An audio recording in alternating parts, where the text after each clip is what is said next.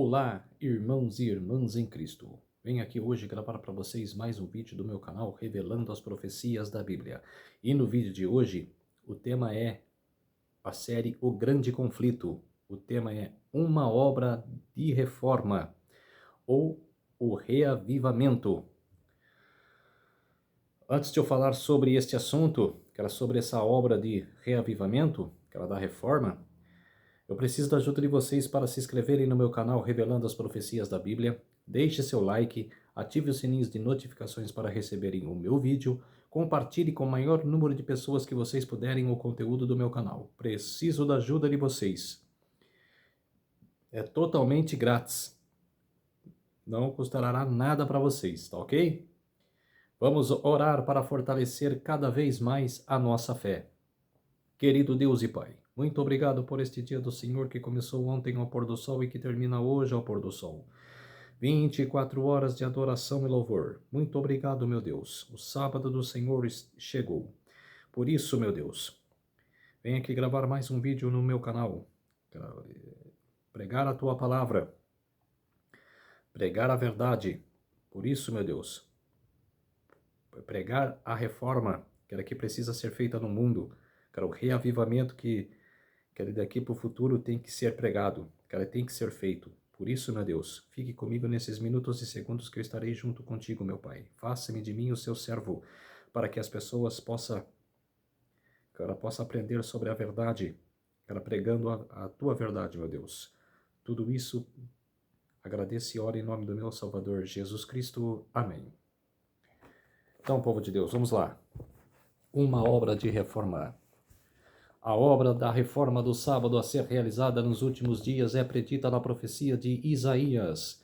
Assim diz o Senhor: mantende o juízo e fazei justiça, porque a minha salvação está prestes a vir, e a minha justiça a manifestar-se. Bem-aventurado o homem que fizer isto, e o filho do homem que lançar mão disto, que se guarda de profanar o sábado e guarda sua mão de perpetrar algum mal.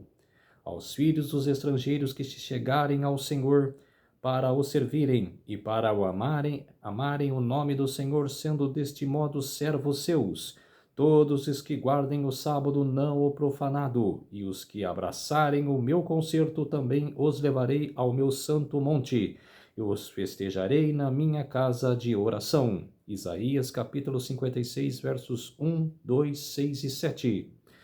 Estas palavras se aplicam à dispensação cristã, conforme mostrado pelo contexto. Assim diz o Senhor Jeová, que se ajunta aos dispersos de Israel. Ainda juntarei outros aos que se ajuntaram. Isaías capítulo 56, verso 8. Aqui está pronunciada a reunião dos gentios promovida pelo Evangelho. E uma bênção é pronunciada sobre aqueles que honram o sábado. Assim, a obrigação do quarto mandamento estende-se-á além da crucificação, ressurreição e ascensão de Cristo, até ao tempo em que seus servos deveriam pregar a todas as nações as mensagens das alegres novas. O Senhor ordena por este mesmo profeta: liga ao testemunho, sela a lei entre os meus discípulos. Isaías capítulo 8, verso 16. O selo da lei de Deus é encontrado no quarto mandamento. Este somente, dentre os 10, registra não apenas o nome, mas também o título do legislador. Ele o declara ao Criador dos céus e da terra, e mostra assim seu direito à reverência e culto acima de todos. Exceto este preceito, nada há no decálogo para demonstrar por autoridade de quem a lei foi dada. Quanto o sábado foi mudado pelo poder papal, o selo foi registrado da lei. Os discípulos de Jesus são chamados para restabelecer e exaltar o sábado do quarto mandamento, a sua legítima posição como memorial do Criador e sinal de sua autoridade. A lei e ao testemunho, conquanto sejam abundantes as doutrinas e teorias conflitantes. A lei de Deus é a única regra infalível pela qual todas as opiniões, doutrinas e teorias devem ser provadas. Diz o profeta: se eles não falarem segundo esta palavra, nunca verão a alva. Isaías capítulo 8, verso 20. Novamente é ordenado: clama em alta voz, não te detenhas, levanta a tua voz como a trombeta e anuncia a meu povo a sua transgressão, e à casa de Jacó os seus pecados. Não é um mundo ímpio, mas aqueles a quem o Senhor designa como meu povo, os que devem ser reprovados por suas transgressões. Declara ele mais: todavia me procuram cada dia, tomam prazer em saber os meus caminhos, como um povo que pratica a justiça e não deixa a ordenança do seu Deus. Isaías capítulo 58, versos 1 e 2. Aqui é posta em relevo uma classe que considera justa e parece manifestar grande interesse no serviço de Deus, mas a severa e solene recriminação do examinador dos corações prova que esses estão pisoteando os preceitos divinos. O profeta assim distingue a ordenança que fora esquecida: levantarás os fundamentos de geração em geração, e Charmetião, reparador das roturas, e restaurador de veredas para morar. Desviares o teu pé do sábado, e de fazer sua vontade no meu santo dia, e se chamares ao sábado deleitoso, e santo dia do Senhor digno de honra, e os honrares, não seguindo os teus caminhos, nem pretendendo fazer a tua própria vontade, nem falar as tuas próprias palavras, então te deleitarás no Senhor. Isaías capítulo 58, versos 12 a 14. Esta profecia também se aplica ao nosso tempo. A brecha na lei de Deus foi feita quando o sábado foi mudado pelo poder romano, mas é chegada o tempo em que a instituição divina precisa ser restaurada. O rombo tem de ser reparado e ser erguido o fundamento de muitas gerações. Santificado pelo descanso e a bênção do Criador, o sábado foi guardado por Adão, em sua inocência no Santo Éden. Por Adão, depois de sua queda e arrependimento, após ser banido de sua feliz morada, foi guardado por todos os patriarcas, desde Abel até o justo Noé e de Abraão até Jacó. Quando o povo escolhido esteve no cativeiro egípcio, muitos no meio da idolatria prevalecente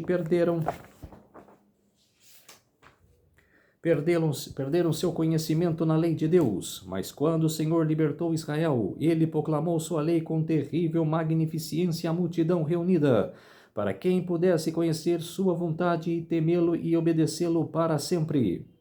Desde aquele dia até o presente, o conhecimento da lei de Deus tem sido preservado na terra, e o sábado do quarto mandamento seguido guardado, apesar de o homem do pecado ter conseguido pisotear o santo dia de Deus. Houve, entretanto, mesmo no período de supremacia do anticristo, almas fiéis ocultas nos lugares solitários que honraram os santos mandamentos. Desde a reforma tem havido alguns em cada geração que mantêm sua observância. Embora frequentemente em meio a acusações e perseguição, um testemunho constante tem sido tanto quanto a perpetualidade da lei de Deus e a sagrada obrigação do sábado da criação. Essas verdades, conforme apresentadas em Apocalipse 14, em conexão com o Evangelho Eterno, distinguirão a Igreja de Cristo no tempo de seu aparecimento. Pois, como resultado da tríplice mensagem anunciado aqui, estão os que guardam os mandamentos de Deus e a fé de Jesus. E esta mensagem é a última a ser dada antes da vinda do Senhor. E imediatamente em seguida a essa proclamação, o Filho do Homem vindo em glória e para ceifar a colheita da terra, e é visto pelo profeta. Aqueles que receberam a luz referente ao santuário e à imutabilidade da lei de Deus encheram-se de contentamento e entusiasmo ao verem a beleza e a harmonia do sistema de verdades desvendado ao seu entendimento. Eles desejaram que a luz que lhe parecia tão preciosa pudesse ser transmitida a todos os cristãos, e eles só podiam crer que ela seria alegremente aceita. Mas as verdades que os poriam em desacordo com o mundo não foram bem recebidas por muitos que professavam ser seguidores de Cristo. A obediência ao quarto mandamento exigia sacrifício, diante do qual a maioria das pessoas retrocedia. Quando os reclamos do sábado foram apresentados, muitos raciocinavam do ponto de vista mundano. Diziam: Sempre guardamos o domingo, nossos pais também o guardaram, e muitos homens bons e piedosos morreram felizes enquanto observavam. Se eles estavam certos, nós também estamos. A observância deste novo sábado do sétimo dia nos poria em desarmonia com o mundo e não teríamos influência alguma sobre ele. Que pode um pequeno grupo de guardadores do sétimo dia fazer contra todo mundo que guarda o domingo? Foi com argumentos semelhantes aos que os judeus se esforçaram para justificar sua rejeição a Cristo. Seus pais tinham sido aceitos por Deus apresentando ofertas sacrificais, e porque não poderiam os filhos encontrar salvação seguindo o mesmo curso de ação. Assim também no tempo de Lutero, os papistas argumentavam que os verdadeiros cristãos haviam morrido na fé católica, e portanto sua religião era suficiente para a salvação. Tal arrozoado procurava ser uma barreira eficaz contra todo o avanço na fé religiosa ou prática. Um momento aqui. Todos que guardam o domingo, que fala que o domingo, que todos o mundo guarda, que os seus pais guardaram, por que não leem a Bíblia Sagrada? Por que não leem o escrito da verdade? Que lá em Êxodo fala: lembra-te do dia de sábado para santificar. 6 dias trabalharás, toda a sua casa. Mas no sétimo dia, não trabalharás você, seu irmão, seu pai, sua mãe, seus criados, seus animais, nem a cria da casa, ninguém. É descanso. E em Ezequiel, capítulo 20, verso 12, Jesus fala para Ezequiel, ele estabelece o meu dia para o povo, o sábado do Senhor, eu sou o dono do sábado, Jesus diz para Ezequiel, que Jesus conversava com os profetas. Então, quer dizer, o dia do Senhor é o sábado, não só em Êxodo e nem só em Ezequiel, lá em Gênesis, lá em Gênesis, lá em Gênesis já é como se diz, já estava, proclamado.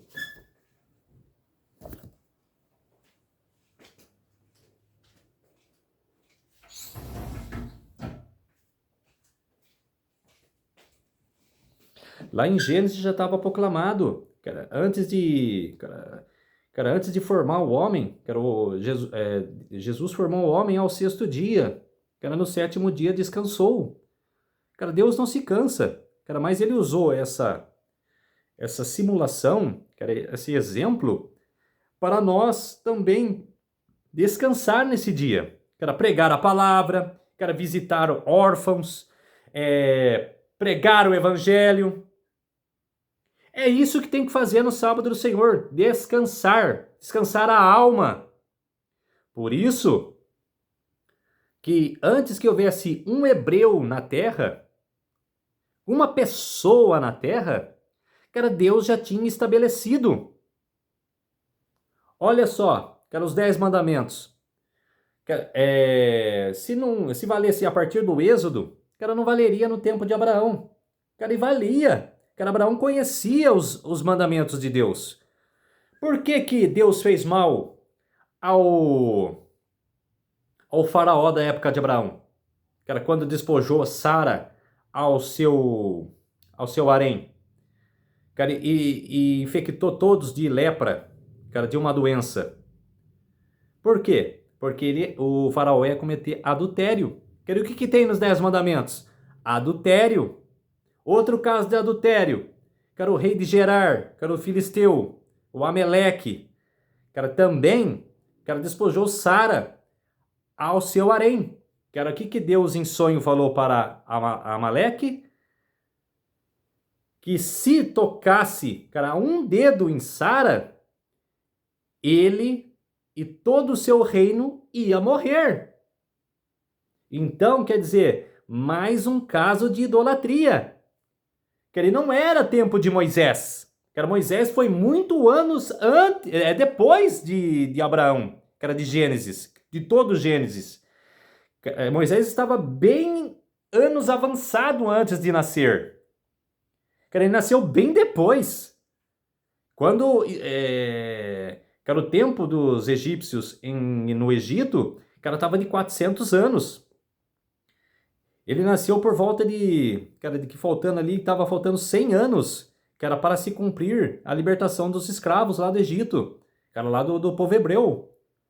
Então, quer dizer, cara, quanto tempo passou antes de Moisés, além de Moisés nascer, cara, de libertar o povo, cara, depois de toda a travessia no deserto, cara, que teve o mar lá que engoliu os egípcios, cara, que matou os egípcios, tudo, cara, lá no Monte Sinai, cara, que Deus apresentou os mandamentos para ele.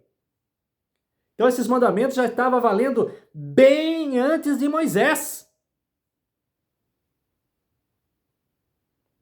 E o povo de hoje guarda o domingo. Os evangélicos que xingam os católicos, cara, quebra os católicos, cara, pisoteia em cima dos católicos, cara, por adoração de imagens. Cara, vocês evangélicos, cara, vocês, cara, não perdem por esperar. Cara, vocês estão no calcanhar da Igreja Católica. Cara, vocês, cara, estão no calcanhar da Igreja Católica. Que até o documento católico mesmo fala que os adventistas estão certos. Os adventistas guardam o sábado, estão na deles lá. Mas os evangélicos que criticam nossa lei, que criticam nossa igreja, estão no nosso calcanhar. Que é no documento de 1800 e pouco. Que era o próprio católico falando, que era a própria igreja falando. Então, quer dizer, que criticam, que pisoteiam os católicos, mas estão no calcanhar da Igreja Católica. Cristão, cara, segura, igual quando Esaú e Jacó nasceram, aquele que Jacó segurou na perninha de Esaú, cara, Esaú é a Igreja Católica e Jacó é a Igreja Evangélica. Era simbologia. Que a Igreja Católica está puxando, a Igreja Evangélica está puxando a Católica, guardando também o domingo. Se a Católica guarda o domingo, os evangélicos também guardam. Então, quer dizer, que vocês são os fariseus dessa época. São os fariseus que teve na época de Jesus. Falsetas, falsos, hipócritas. Eu não manuseio na minha palavra. Cara, eu não sei, cara, ficar passando a mão na cabeça. Cara, e sim, eu chamo a atenção. Cara, porque eu vejo muitos, cara, criticar outra religião, mas está no calcanhar dela.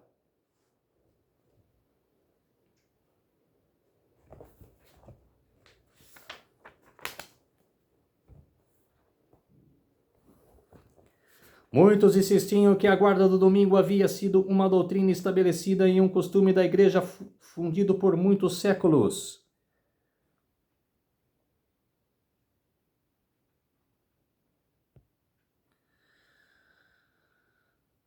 Contra esse argumento foi mostrado que o sábado e sua observância eram mais antigos e mais propagados, sendo o mesmo tão antigo como o próprio mundo, e trazendo a sanção tanto de Deus quanto dos anjos.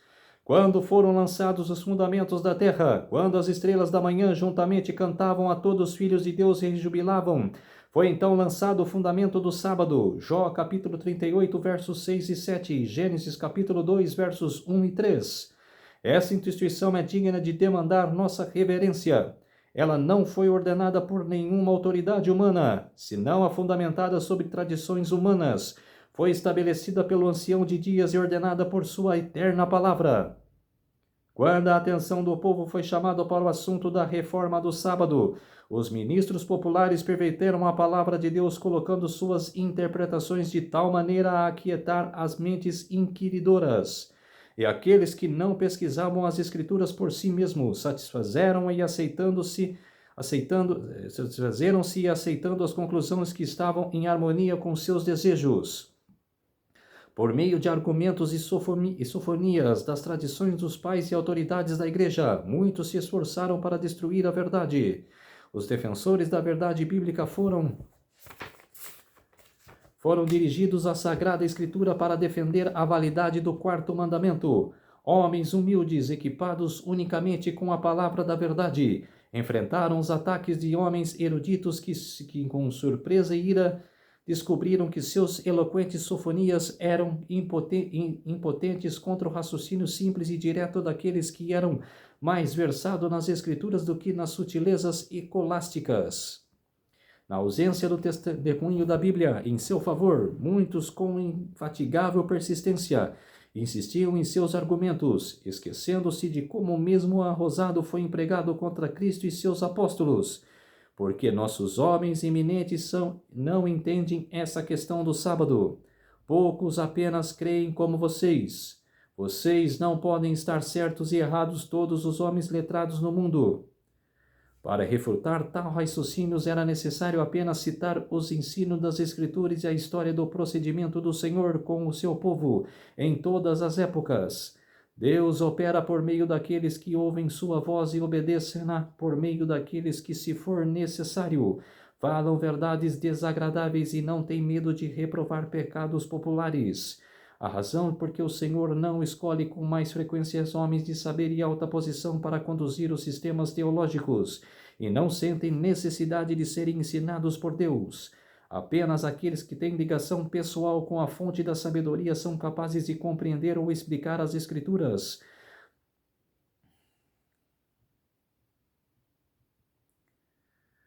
Homens com pouca instrução acadêmica são algumas vezes chamados que não autossuficientes para serem por Deus ensinados. Eles aprendem na escola de Cristo, e sua humildade e obediência tornam-os grandes. Ao confiar-lhes o conhecimento de sua verdade, Deus lhe confere uma honra em comparação com a qual as glórias terrenas e a grandeza humana mergulham em sua insignificância. A maioria dos adventistas rejeitou as verdades concernentes ao santuário e à lei de Deus, e muitos também renunciaram à fé no movimento adventista, adotando pontos de vista equivocados e conflitantes sobre as profecias que se aplicam àquela obra. Alguns foram levados ao erro de fixar repetidas vezes um tempo definido para a vinda de Cristo. A luz que agora brilhava do assunto do santuário ter-lhes-á mostrado que nenhum período profético se estende até o segundo advento, que o tempo exato deste evento não está predito, mas voltando as costas à luz, continuaram a marcar vez após vez o tempo da vinda do Senhor e frequentemente ficavam desapontados. Quanto à igreja de Tessalônica ouviu ideias improcedentes no tocante à vinda de Cristo, o apóstolo Paulo os aconselhou a testar cuidadosamente suas esperanças e expectativas pela palavra de Deus. Citou-lhes as profecias que revelaram as ocorrências e terem lugar antes que Cristo viesse e mostrou-lhes que não tinham fundado para esperarem o Senhor em sua época. Ninguém de maneira alguma vos engane. 2 Tessalonicenses capítulo 2, verso 3. São suas palavras de advertência. Se eles cedessem às expectativas não sacionadas pelas Escrituras, seriam levados a um curso de ação equivocado. O desapontamento expô-los aos escárnios dos descrentes e estariam em perigo de se abandonarem ao desânimo, sendo tentados a duvidar das verdades essenciais para a sua salvação. A demonstração do apóstolo ao Tessalonicenses contém uma importante lição aos que vivem nos últimos dias. Muitos adventistas têm sentido que, a menos que possam fixar a fé em um tempo definido para a vinda do Senhor, não poderiam ser zelosos e diligentes na obra de preparação. Mas como suas esperanças são repetidamente excitadas apenas para serem destruídas, sua fé recebe um choque tal qual que lhes se torna quase impossível serem impressionados pelas grandes verdades da profecia. A pregação de um tempo definido para o juízo no anúncio da primeira mensagem foi ordenada por Deus. O cálculo dos períodos proféticos sobre os quais essa mensagem estava baseada, colocando o final dos 2.300 dias do outono de 1844, permanece sem impedimento. Os repetidos esforços para encontrar novas datas para o começo ou fim dos períodos proféticos e o raciocínio falso necessário para sustentar tais posições não somente desviam as mentes da verdade presente, mas lançaram desprezo que todos os esforços para a explicação das profecias. Quanto mais frequentemente foi marcado um tempo definido para o segundo advento e mais amplamente for ele ensinado, tanto melhor isso atende aos propósitos de Satanás. Após a passagem do tempo, ele instiga o ridículo e o desprezo aos seus defensores, e assim lança ignomia sobre o grande movimento adventista de 1843 e de 1844. Aqueles que persistirem neste erro fixaram uma data para a vinda de Cristo num futuro bem distante. Serão levados assim a repousar sobre uma falsa segurança e não descobrirão uma falsidade até que seja tarde demais. A história do antigo Israel é um exemplo notável da experiência passada do grupo de adventistas. Deus guiou seu povo no movimento adventista, assim como conduziu os filhos de Israel para fora do Egito. No grande desapontamento de sua fé foi provada assim como o dos dias dos hebreus no Mar Vermelho. Houvessem ainda confiado na mão guiadora que haja estado com eles em sua experiência anterior e teriam visto a salvação de Deus. Se todos os que trabalhavam unidos na obra de 1844 houvessem se aceitado e proclamado a mensagem do terceiro anjo no poder do Espírito Santo, o Senhor teria operado poderosamente mediante seus esforços. Um dilúvio de luz teria sido derramado sobre o mundo. Os habitantes da terra teriam sido advertidos há anos. Completada a obra do encerramento, e Cristo teria vindo para a redenção de seu povo. Não foi da vontade de Deus que Israel vagueasse por 40 anos no deserto. Ele desejava conduzi-los diretamente à terra de Canaã e ali estabelecê-los como um povo santo e feliz. Mas não puderam entrar por causa da sua incredulidade. Hebreus capítulo 3, verso 19. Por sua precipitação e apostasia pereceram no deserto, e outros foram suscitados para entrarem na terra prometida. De maneira semelhante, não foi da vontade divina que a vinda de Cristo fosse tão delongada, e seu povo permanecesse tantos anos neste mundo de pecado e tristeza. Mas a incredulidade os apartou de Deus. Como se recuassem a fazer a obra que lhes havia apontado, outros se levantaram para proclamar a mensagem. Em misericórdia para com o mundo, Jesus retarda a sua vinda para que os pecadores possam ter oportunidade de ouvir a advertência e encontrar nele um abrigo antes que a ira de Deus seja derramada.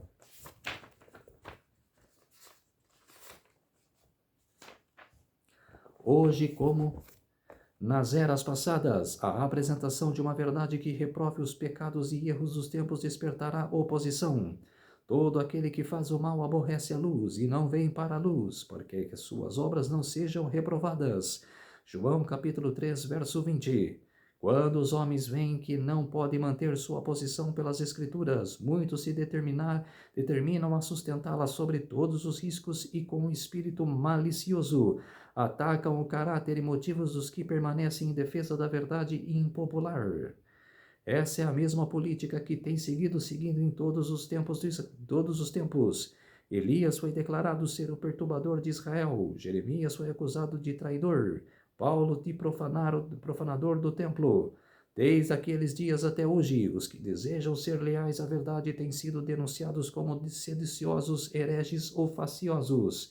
Multidões que são demasiado incrédulas para aceitar a segura palavra da profecia receberão com inquestionável credulidade e acusação contra os que ousam reprovar os pecados modernos. Essa disposição de espírito aumentará mais e mais, e a Bíblia ensina claramente que se aproxima um tempo em que as leis do Estado conflitarão de tal forma como a lei de Deus, que quem desejar obedecer a todos os preceitos divinos enfrentará censura e punição como malfeitor. Em vista disso, qual é o dever do mensageiro da verdade? Concluirá ele que na verdade não deve ser apresentada uma vez em que muitas ocasiões seu único resultado é levar os homens a se reivindicarem ou resistirem aos seus reclamos. Não, ele não tem maiores razões para reter o testemunho da palavra de Deus, porque este desperta a oposição dos que tiverem os primitivos reformadores. A confissão de fé feita pelos santos e mártires foi registrada para o benefício das gerações posteriores. Aqueles exemplos vivos de santidade e firme integridade chegaram até nós para inspirar coragem naqueles que são hoje chamados a estar em pé como testemunhos de Deus. Eles receberam graça e verdade, não para si mesmos apenas, mas para que por meio deles o conhecimento de Deus pudesse iluminar a terra. Tem Deus derramado luz sobre seus servos nesta geração? Então eles deixar brilhar ao mundo. Antigamente o Senhor declarou a alguém que falava em seu nome: a casa de Israel não te quererá de dar ouvidos, porque não me querem dar ouvidos. Não obstante, disse-lhe, tu lhes dirás as minhas palavras, quer ouçam, quer deixam de ouvir. Ezequiel capítulo 3, verso 7 e capítulo 2, verso 7. Ao servo de Deus neste tempo é dirigida a ordem: levanta tua voz contra a trombeta e anuncia ao meu povo a sua transgressão, é a casa de Jacó os seus pecados. Isaías capítulo 58, verso 1. Tanto quanto suas oportunidades permitirem, a cada um recebeu a luz da verdade. Está sobre a mesma solene e terrível responsabilidade que esteve o profeta de Israel, a quem veio a palavra do Senhor dizendo: a ti, pois, ó filho do homem, te constituí por vigia sobre a casa de Israel. Tu, pois, ouvirás a palavra da minha boca e lhes anunciará da minha parte. Se eu disser ao ímpio: ó ímpio, certamente morrerás, e tu não falarás para desviar o ímpio de seu caminho. Morrerá esse ímpio na sua iniquidade, mas o seu sangue eu derramarei na tua mão. Mas quando tu tiveres falados para desviar o ímpio do seu caminho, para que se converta dele e ele não se converter de seu caminho, ele morrerá na sua iniquidade, mas tu livrastes a tua alma. Ezequiel capítulo 33, versos 7 a 9. O grande obstáculo, tanto para a aceitação como para a promulgação da verdade, é o fato de que ela devolve inconveniências e vergonha. Este é o único argumento contra a verdade que os seus defensores nunca foram capazes de refutar, mas isso não abala os verdadeiros seguidores de Cristo. Esses não esperam a verdade se torne popular. Esses estão convencidos de seu dever, aceitam deliberadamente a cruz, considerando um ansioso como o apóstolo Paulo, que nossa leve e momentânea tribulação produz para nós um peso eterno de glória muito excelente. 2 Coríntios capítulo 4, verso 17. Tendo como alguém da antiguidade, e por maiores riquezas o vitupério de Cristo do que os tesouros do Egito. Hebreus capítulo 11, verso 26. Qualquer que possa ser sua profissão, apenas aqueles que são servos do mundo em seu coração, agem antes mediante política de que por princípio em questões religiosas. Devemos escolher o direito porque é direito, e deixar as consequências com Deus. Aos homens de princípios, fé e ousadia, o mundo é devedor pelas grandes reformas. Por intermédio de tais homens há de ser levada avante a obra da reforma para este tempo. Assim diz o Senhor: ouvi-me, vós que conheceis a justiça, vós, povo em cujo coração está a minha lei. Não temais o pobre dos homens, em vós perturbeis pelas suas injúrias, porque a traça os recolherá como um vestido, e o bicho os comerá como a lã. Mas a minha justiça durará para sempre, e a minha salvação de geração em geração. Isaías capítulo 51, versos 7 e 8. Essa foi o capítulo 26, uma obra de reforma. Então, povo de Deus, quero só uma leve observação aqui da Semana Santa. Igual eu expliquei no vídeo de quinta-feira, que era que eu fiz Daniel, que era a profecia das 2.300 tardes e manhãs. No domingo, era a entrada de Jesus em Jerusalém. Era como os ramos, né? Era o povo com ramos, era proclamando, né? Era Rosana nas alturas. Jesus entrando com o jumentinho em Israel. Era depois, ele se separou. Depois, no meio da multidão, ele se separou, porque ele fez a genealogia do antigo Israel, que o cordeiro era separado do bode. Ele se separou, porque ele é o cordeiro de Deus. Depois, durante a semana, orações, para o Pai, né? Ele estabeleceu orações para o Pai. Depois, na quinta-feira, foi antes de ser traído, que ela fez lá, se reuniu com os discípulos, né? Que ele fez a noite de ceia, a ceia da noite, né? E ele revelou que um ia traí-lo, né? Que ele mais tarde, que era durante o dia antes da ceia, a ceia do Senhor, cara, Judas já tinha traído Jesus. Cara, foi lá com os fariseus, né, trocou por moedas. Cara, e Jesus já sabia, cara, que Judas o ia trair. Cara, e traiu Judas, Judas traiu Jesus, cara, na noite lá no jardim de Getsemane. E Jesus passou agonizando, cara, toda a madrugada na mão dos sacerdotes, na mão de Anás, né, que era sogro de Caifás. Anás era sacerdote e Caifás era sumo sacerdote. Que era interrogado por Anás, que era depois de manhãzinha foi para que era o lugar que Caifás estava, e teve uma profecia, cara, diante de Caifás, cara, Jesus falou, cara, vocês me verão vindo nas nuvens do céu, à direita do Pai, cara, sentado no trono, vocês me verão, cara, vindo nas nuvens do céu, sentado à direita do Pai. Cara, e Caifás rasgou as vestes, cara, falando que era blasfêmia, mas isso é a profecia, cara, da ressurreição especial, cara, no dia da volta de Jesus, Caifás, Anás, cara, e todos os soldados romanos, Pôncio Pilatos, cara, vão ressuscitar, cara, para verem quem eles condenaram e mataram naquele ano 31, cara, na nossa era. Jesus morreu no ano 31, no ano 27 ele se batizou, no ano 31 ele morreu. 3 anos e meio de ministério. Então, por isso que isso estava no contexto da profecia das 2.300 tardes e manhãs. Cara, depois da construção, cara, dos muros de Jerusalém, do ano 457, cara, até, cara, o ano 27, 69 semanas se passaram. 69 semanas se passaram até o ano 27. O ano 27 Jesus se batizou, no ano 31 ele morreu, ele cessou o sacrifício. Do ano 31 até o 34 era o último tempo que Israel tinha de esperança de arrependimento. Israel não aproveitou 490 anos de arrependimento, do ano 457 até o ano 34. 457 antes de Cristo até o ano 34 depois de Cristo. Eles não se arrependeram, perdeu o tempo da graça.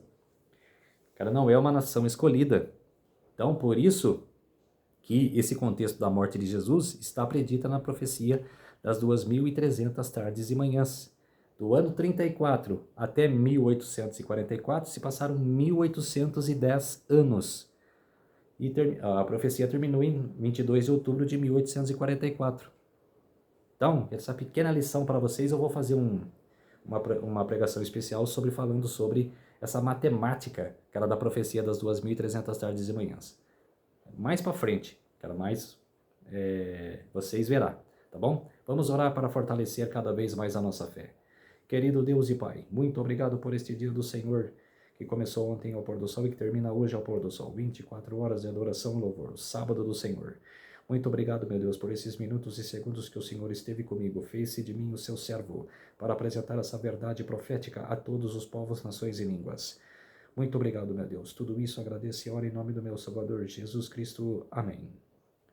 Então, povo de Deus, se inscreve no meu canal Revelando as Profecias da Bíblia, deixe seu like, ative o sininho de notificações para receberem o meu vídeo e compartilhe com o maior número de pessoas que vocês puderem o conteúdo do meu canal. Preciso da ajuda de vocês.